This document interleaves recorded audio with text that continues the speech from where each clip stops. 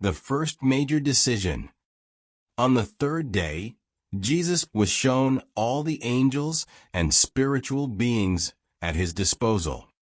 This spiritual army was ready to carry out the commands of their beloved sovereign. Therefore, the first major decision Jesus had to make in his seclusion had to do with the question whether or not he would make use of these powerful spiritual personalities.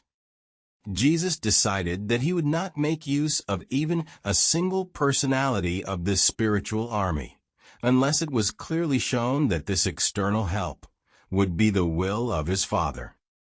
Despite this decision, this awesome army always remained near him during the remaining portion of his earthly life, and was always ready to respond to the slightest will expression of this Son of God. Before Jesus descended from the mountains, he committed direct command of the angelic host that accompanied him to his indwelling personalized adjuster. And for the rest of his earthly life, this spiritual army functioned obediently and reverently to the wise guidance of this mentor.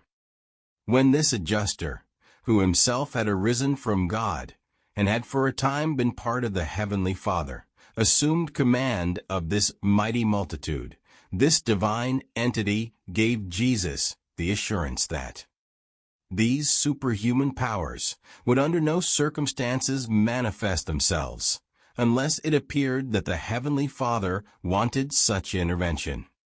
And so Jesus voluntarily denied himself in a single decision of all superhuman cooperation, unless his Heavenly Father independently wished to make use of it.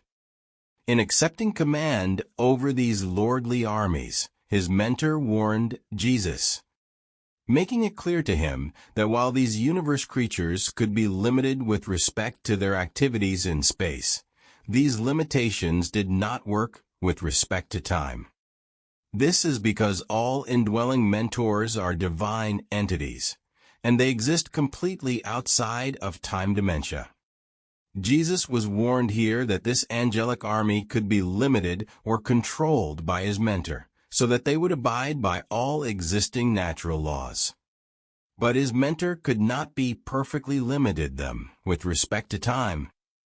Under certain circumstances, these angels would speed up chemical processes without being slowed down by the maturation of time, without violating the laws of nature. His indwelling mentor expressed this in the words, "When your united natures demand something, it will be carried out immediately. In all such cases, your wish will mean shortening the time. When I command, this is the greatest trap.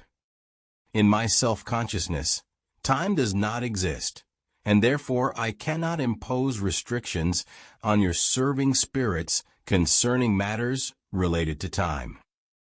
Thus, by a single decision, Jesus had excluded all his accompanying rulers of many thinking beings from his universe from participating in his public appearance. However, there was no complete control over matters in which only time was involved. This shows that all the extraordinary events that were mistaken for miracles by his fellow man were exclusively related to the manipulation of the time dementia. In all these cases, not a natural law was broken, and none of this happened outside the express will of his Heavenly Father.